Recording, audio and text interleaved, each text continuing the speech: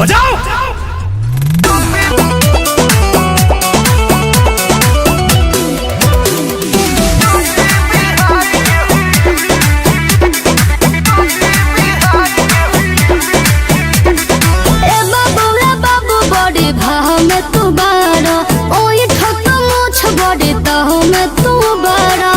अरे भोजपुरिया है रे।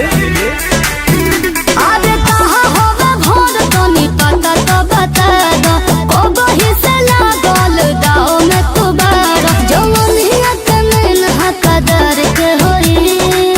सुन जवन दुनिया में कोहिला लगा के होई, तो बुझी है वो यूपी बिहार के होई। आ कान्हा को मछिया झार के होई, तो बुझी है वो यूपी बिहार के होई। अरे दादा हो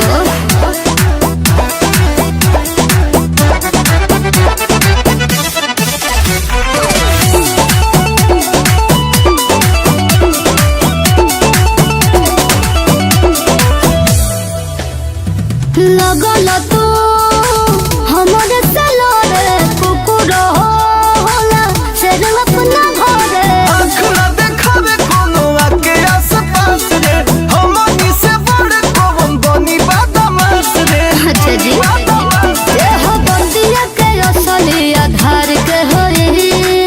बोलो हरे लाखों में जवान देह झाड़ के होई, तो बुझी है वो यूपी बिहार के होई।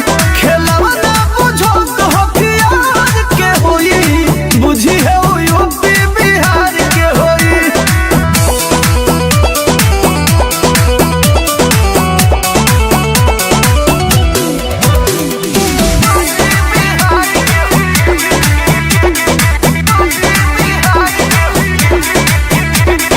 दोनों तरफ बड़ बाहुबली कहाँ कहाँ राज तहर चली। आ दुनिया में जहाँ जहाँ पकड़े लटावर, उहाँ उहाँ चले भोजपुरी के पावर।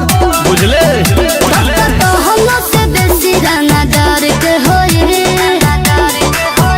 जवन गुंडा लोग के मारत लसार के होई, तो बुझी है वो यूपी बिहार के होई। रोटी खात जवन अपन अधिकार के होई, तो बुझी है वो यूपी बिहार के होई। का बुझले।